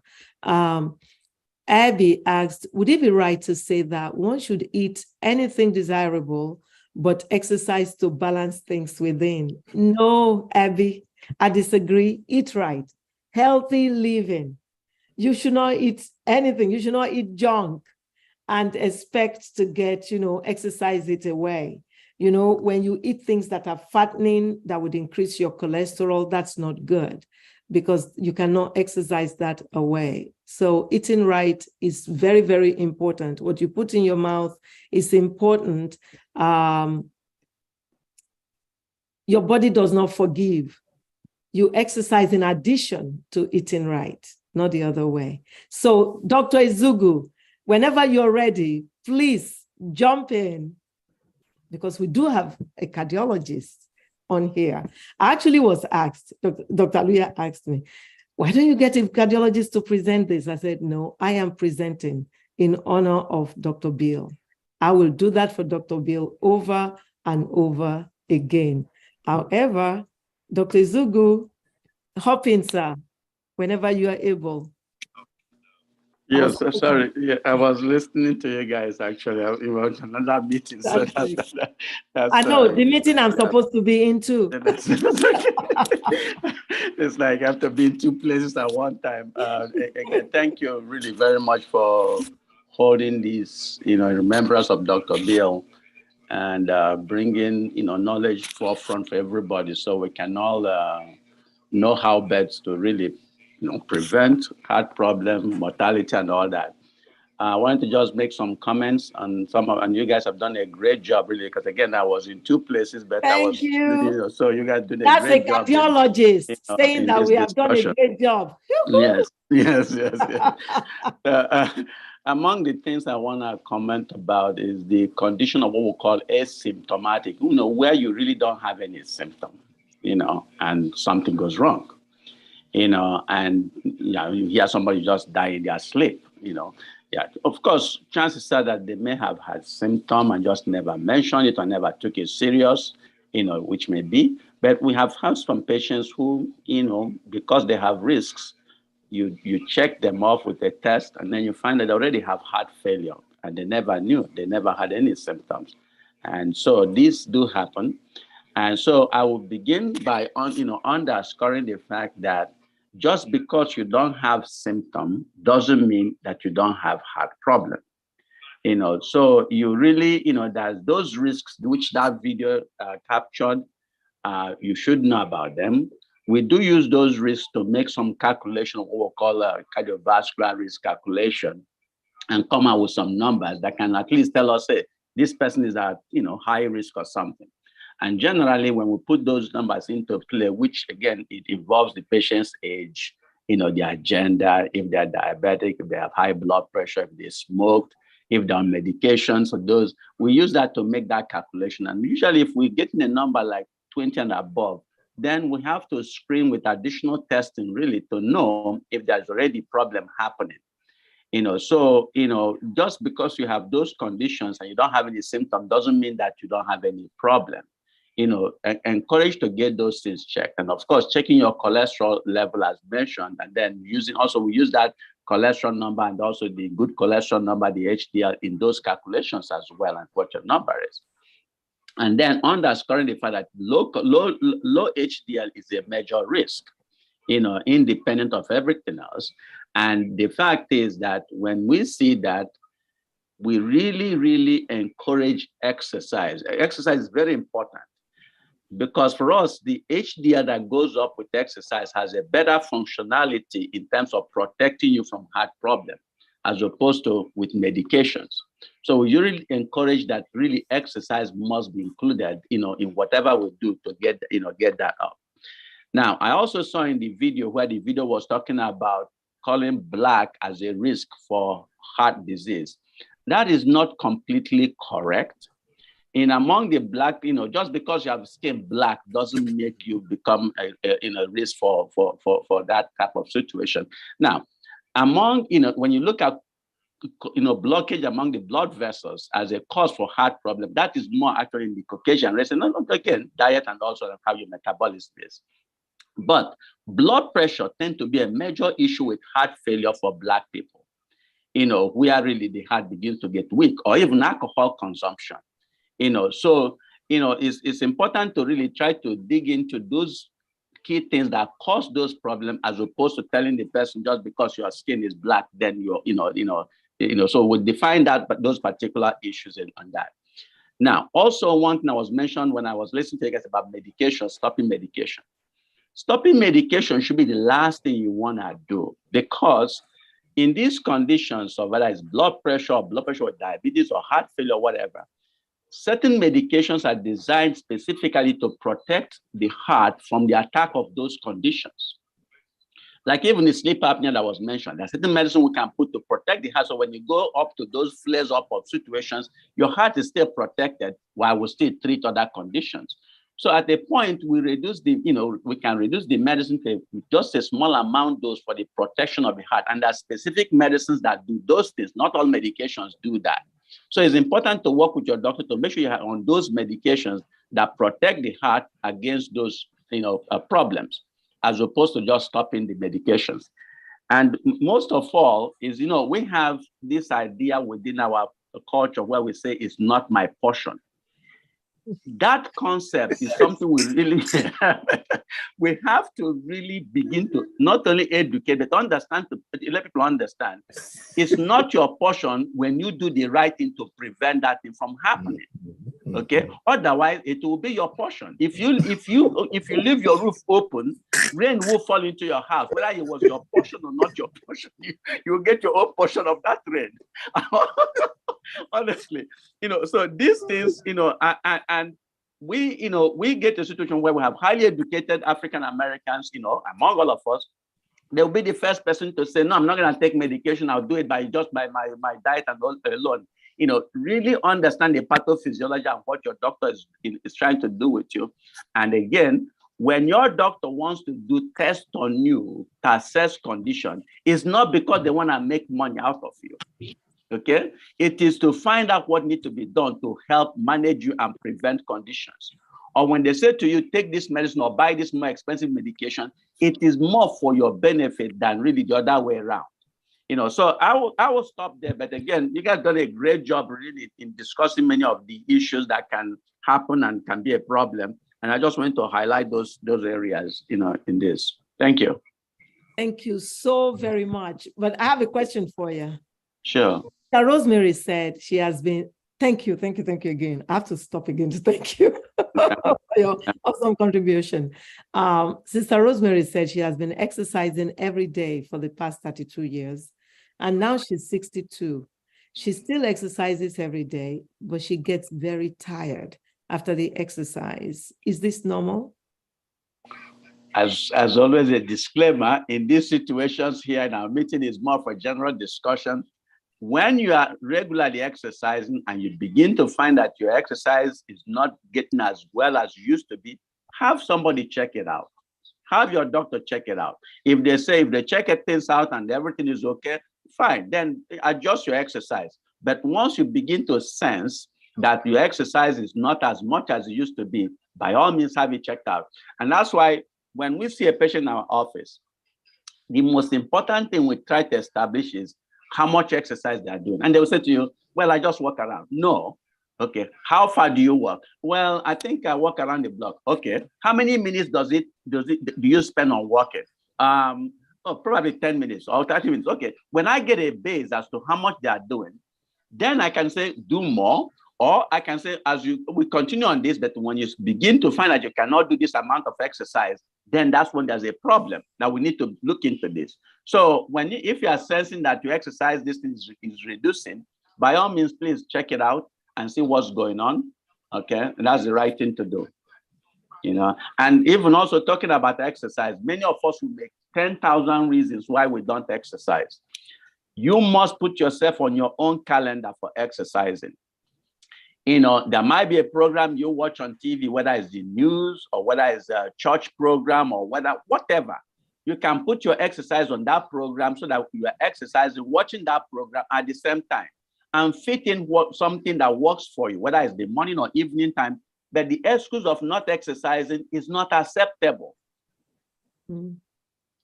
Yeah, thank you. Thank you, sir. Sure. Dr. Jagbe has a question for you. He's a troublemaker. Go ahead. He's my brother. Actually, I wanted to say thank you so much for kind of introducing the asymptomatic, because that's the one that is a little bit more challenging because people don't know that something is going on, and until something really bad happens, and then somebody will say, but there was no sign that this person was suffering or was having this kind of problem. So I think it's better for us to be proactive and be, in checking how we're doing. The comment I really want to make, apart from just saying thank you for the presentation, Dr. O and Dr. Aluya, is that when Dr. Aluya mentioned troponin, it sounded like tropoline. So, those two chemicals, that they seem not to be the same. Of course, they are not the same, but if one misunderstood, it will have been a different outcome. Anyway, so thank you for clarifying that for me. The other thing I want to share is about C-reactive protein. C-reactive protein can actually be detected in saliva. The higher, there's an increase in C-reactive protein that is detectable in saliva, which is non-invasive, in order to actually predict the risk of having, heart attack. So if that is something that is, regularly done in many, doctor's office, that is fantastic. But that is one way to actually prevent, heart attack if one wants to, particularly for those who have no symptoms, just to check. Is there any increase in the C-reactive protein in the saliva, or, as well as the cortisol level in saliva? These are things that we can develop. Thank you, sir. We don't do that in our setting, but I'm going to let Dr. Izugu comment on that. We do check C-reactive protein in the serum, in blood, but we don't do salivary C-reactive protein or cortisone in saliva. Go ahead, sir, Mr. Izugu. Yeah. And that's perfectly fine. Of course, that is an inflammatory condition, so it would be high in those situations. Sometimes it can, lead to tell you some inflammatory processes, in patients. And of course, you guys know that sometimes people that have mouth problems also have heart problems. So, yeah, but it's an inflammatory marker. Yes. But in our setting, we don't do it in the saliva. We don't. No. We do blood. Right. We do Yeah, saliva. if I may add to that, two things. Well, in the settings we don't do C-reactive protein. C-reactive No, protein we do. is I do. no in the urine, in the saliva. We do it from blood. Yeah. But what is C-reactive protein? It's an inflammatory marker. It just shows you there's inflammation going on in the body.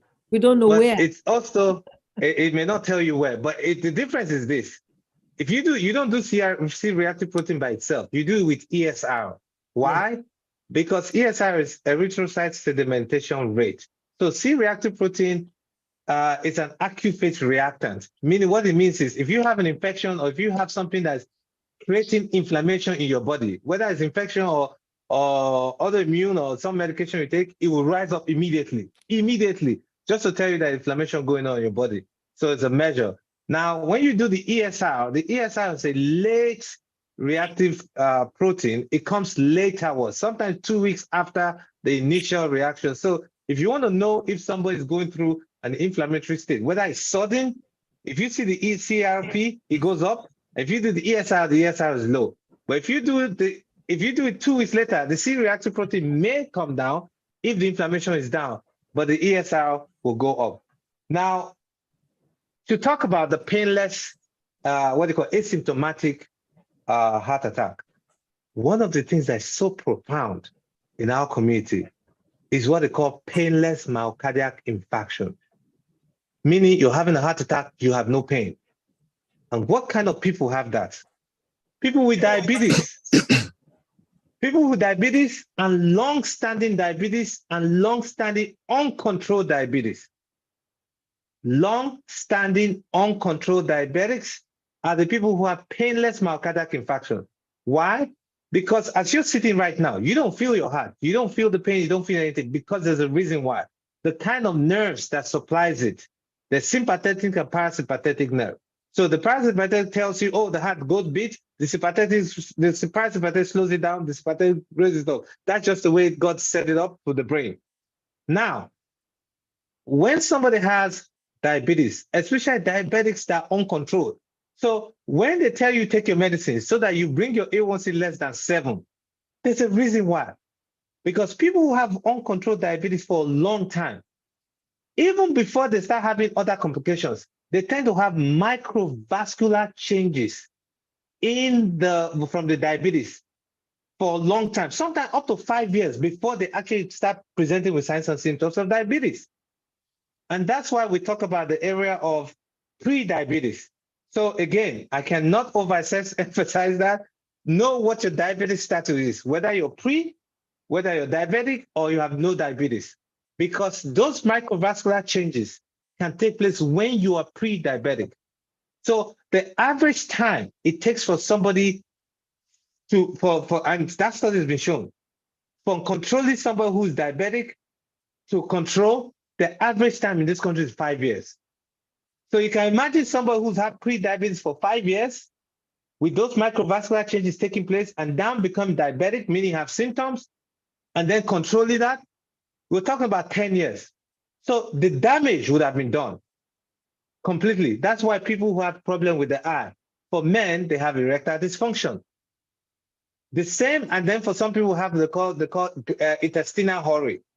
The nerves that supply the stomach. You eat, you're trying to use the bathroom. You eat, you use the bathroom.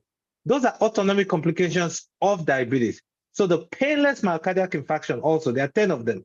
Painless myocardial infarction, people who have heart attack and don't feel it, fall into that category. So again, we cannot overemphasize the fact that we must control our diabetes, but first know your diabetic status. Thank you. Thank you so much.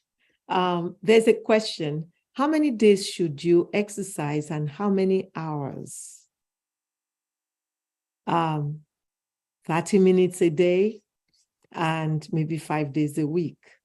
Dr. Izugu, do you agree? Dr. Aluya, do you agree? At least 30 minutes. Why this? Well, maybe Dr. Zugo will take it. Dr. Zugu, go ahead. Go ahead. No, I agree with you. 150 minutes a week is good. Yeah. So that's reasonable. And of course, if you do 120 a week is fine too. But the more you can do, 150 above is really good. Fantastic. Thank you. Sister Rosemary, you raise your hand. Kindly unmute. Yes, Dr. Azugu, thank you very much. Dr. Aluyi, thank you very much for great presentation. Okay, my question is, I exercise every day, and when I'm exercising, I'm very strong. I think my problem is that when I finish exercising, I get upstairs and start preparing to go to work. So there's no time to really wind down. You see, Join, I think that's what the problem is. join the club.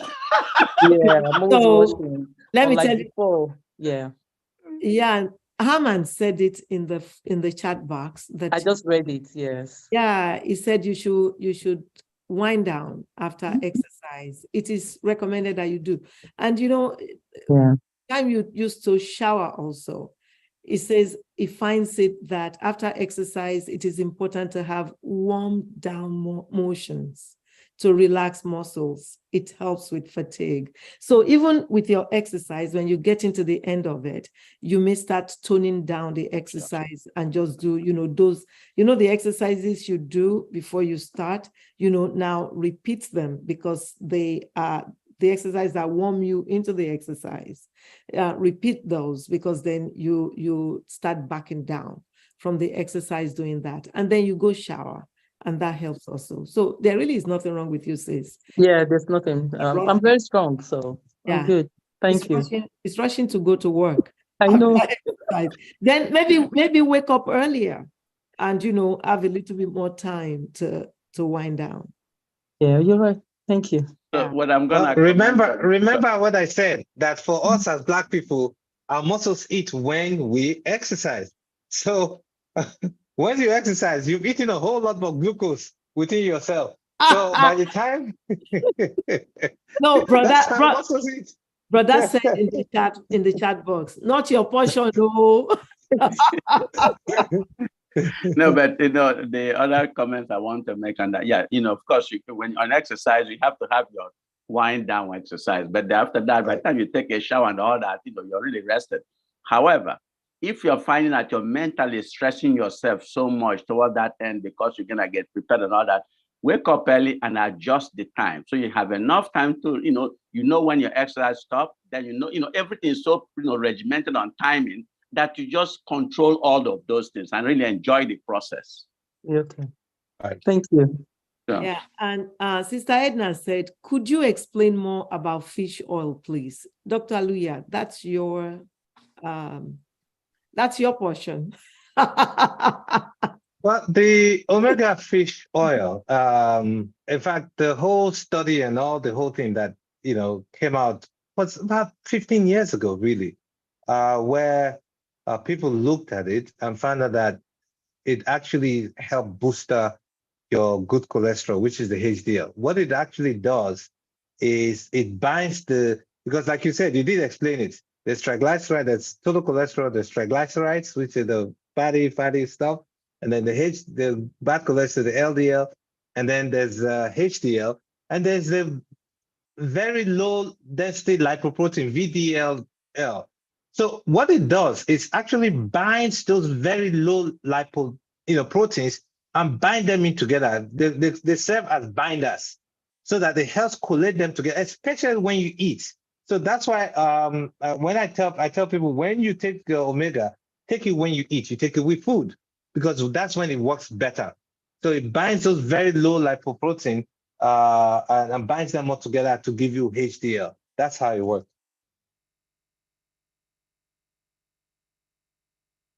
Sister Edna, I hope your question is answered. Fantastic. Thank you. Fantastic. Good evening.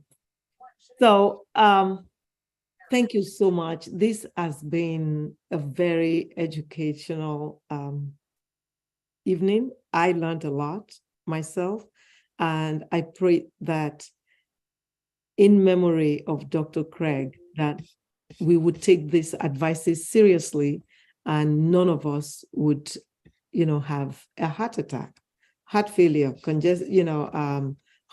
coronary artery disease, anything to do with the heart and even not with the heart, that we would live healthy because that is what he would want us to do.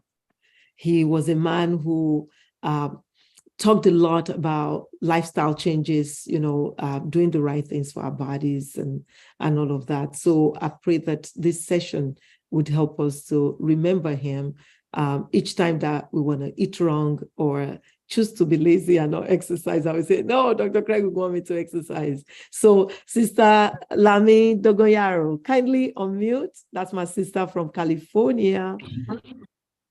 Welcome. Message. You see my message. My question is, how many days should you exercise, and what's the duration of time you do? I'm sorry, I answered it. Maybe you didn't hear it. I said at least 30 minutes when you exercise at the least. And because you want to raise your heart rate, you want your blood pressure even to go up. It does go up during exercise, but it comes down nicely. You want that heart rate raised. And you should exercise 5 days a week. At least take like 2 days off. It doesn't matter if it's, the weekend or how you pick the 2 days, but it's good to take 1 or 2 days if it's only one you want to take, but at least 30 minutes when you exercise. Thank you. Thank you. I'm sorry that you didn't hear that then. Sorry. So Sister Clementina says, thank you to all the presenters, very informative. And somebody is asking, how about MCT oil? Is it healthy? That's a good one. Dr. Ajagbe, MCT oil. Well, MCT oil is medium chain triglycerides. It's been found to be very useful in producing ketone. And that seems to be a very healthy source of nutrition to the brain. But I know there's, always going to be controversy on how much of it can be, taken, or how much of how healthy really is it. But I think I use MCT oil. I don't use it heavily. But I use MCT oil because of its, nutritional benefits. So, and it's good for the brain, primarily. Thank you, Dr. Jagbe. However, there was a discussion here, I don't know if you remembered, where we were canceled against MCT oil. Do you remember that it's not oil that we should be eating? Well, there's literature to support both sides. Okay, then we need to look at that in a very, very near future session, because now you said you've backed down from MCT oil. I know you were a huge... No. I said I use it. I don't use it heavily. That Okay. is, I don't use it for every meal or every cooking or whatever. I'm saying I still eat MCT oil. I mean, I use it as part of my nutritional regimen, but I don't use it as though I use it to fry. I use it to cook, or I even add it to cereal if I'm having some cereal. But you used to eat it like that. You used to eat it. Yes, I used to cook everything. Yes, I used but to. You cook. backed off after that session. I think we need to revisit that. No, we talked about moderation, and that's the reason why I did that. Okay. So for that question, though, I don't know why I feel we need to revisit it to just be sure on MCT oil. Good oils, though, alternate oils that are good that we don't have to research anymore are grapeseed oil, avocado oil, and even coconut oil, not MCT, not the middle chain triglycerides. Medium chain, yes. Medium chain triglycerides, just coconut oil. But grapeseed oil, avocado oil are good oils, and they're very stable. But the MCT oil comes, actually, you can get it from coconut oil. And most of the MCT oil are produced from coconut. So it's kind of like a processed coconut oil where the more saturated part of it is removed. And so what you have is medium chain. That is not the real long chain triglycerides. Actually, I just remember that I think it was Dr. Craig who kicked very, very strongly against that because of the processing. Again, I think we need to look at it. And for now, the options that are there that are good, that we don't have to second guess, I think are safer. The, again, avocado oil, grapeseed oil, the coconut oil, they're stable. But olive oil is a good oil too, but not for cooking. So on salads, on things that you don't need to cook, olive oil is good. But once you heat it up, then it's no more healthy for you. And I mentioned ghee as well. Ghee oil, which is GHEE, clarified butter, that is also being found actually to have, being fortified with the ADEK, vitamins, and it doesn't break down with high heat. You can use it to fry, and it doesn't do all the negative effects. So ghee oil is also a very good oil. Yeah, I'm not familiar with that, but okay, that's another one. Where do you get that one, the ghee oil? You could get it from the store. I can show you a bottle. Maybe some people have seen it before, maybe not. Give me 1 second. Okay. Any comments on CMOS?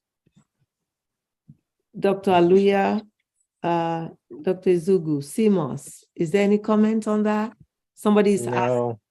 No. I mean, the only thing I heard about CMOS is good for the brain. That's all I heard. But I don't know anything else about that. Okay, Sister Lami, you have your hand raised again. Go ahead and ask your question. Yeah, I just want to, can you hear me? Yes. Can you hear me? Yes. I just want to piggyback on what Dr. Ajagbe. What he said about ghee. Ajagbe. What he said. Okay. Forgive me, sir, for mispronouncing your name. No, you're good. Anyhow, Yeah. what he said about ghee. Okay. The ghee oil. Yeah, he's showing it to us now. Okay, I'm from the north, and I've been eating ghee since I was a kid when I was in Nigeria. And that's what you get from Maishano, the Fulani, they sell it. And it's so delicious. They sell it here in the Indian store. It's called ghee. It has a very aromatic smell to it. The Maishano is very, very nice. And I know how to make it also. You do? Okay, so when you are coming to Maryland, please bring some. The homemade ones, the one you make. Homemade one. I buy it in the Indian store. I can build one. Thank you so much for sharing that. We have a lot of wealth back home. And, sometimes we forget those and just go into the Western culture, which is not bad, but my admonition all the time is let's do the things that are good for us. We don't have to go with the status quo. But thank you for sharing that. That's another wealth that we have that a lot of us has forgotten. Dr. Jagbe, thank you for showing that. Yeah, this I got from Costco, actually. So I think Costco carries ghee. Okay. So you can find it if you shop in Costco. It's clarified butter, it says. Yes. So you can put it on bread? Yes, if you want. You can mix it with honey and use it as spread if you want. I see. So somebody asked a question about CMOS that, I think we can. Do you have a comment on CMOS? We don't. Yeah, CMOS. We are allopaths. And our knowledge is lacking in some of these things. CMOS as well as seaweed are very rich in iodine. And iodine is very good in metabolism, because anyone who has low iodine, will be feeling colder because the thyroid gland is not working as it should.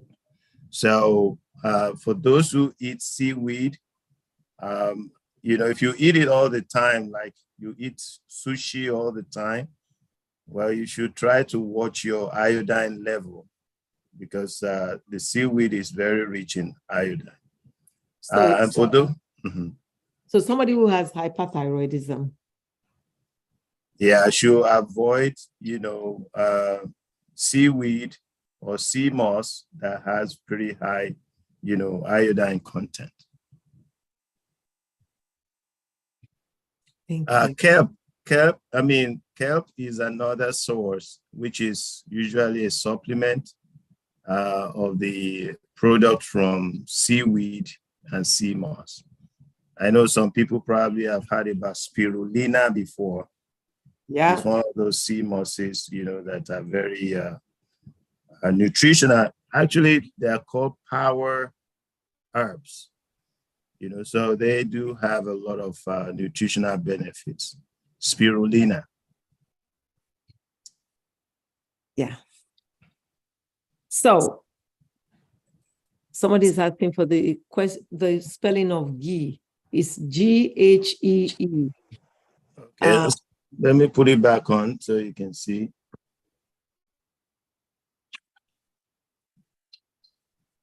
Which section of Costco do you get it from? Oh, wherever they sell oil. The oil, where you see Okay, what's the oil? Okay. Thank you. Sister Matilda said, if an oil is solid at room temperature, is that not a sign that it is polysaturated? Most likely.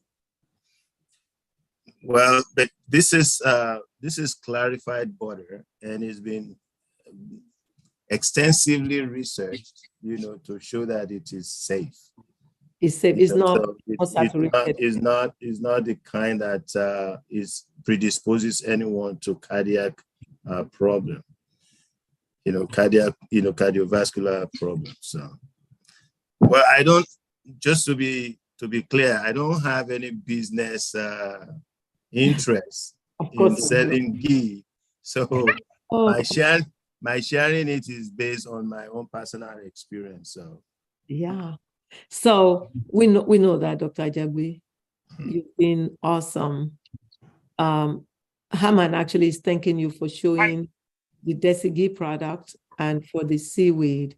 Auntie Fumi Oshifade, I think that's Auntie, says, thank you so much for this special session for our late uncle. Can you please shed some light on effectiveness of garlic and celery in helping with hypertension? Garlic and celery. There is no research, Auntie, that has shown that garlic and celery decreases hypertension. Increasing fruit intake and vegetable intake helps to bring down high blood pressure. Exercise helps to bring down high blood pressure, and decreasing dairy products and salt intake helps to bring down high blood pressure. But there's no research. I'm not saying that they don't have impact on blood pressure. I mean, the garlic and celery, they may, but we don't have any research to say that they do. And Dr. Oh, thank you. My brother Stephen, Another says, is blessing me. Thank you so much. Thank you.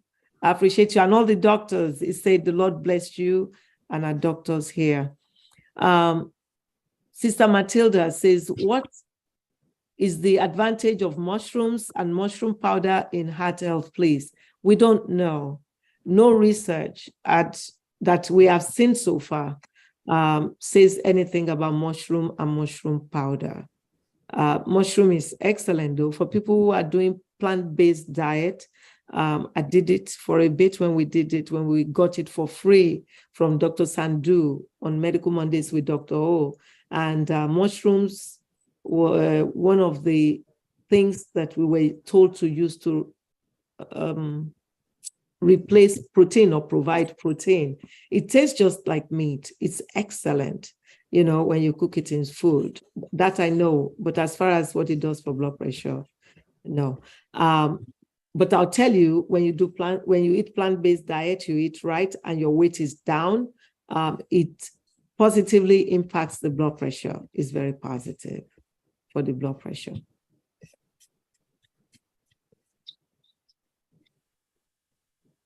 So thank you so much for another Medical Mondays with Dr. O.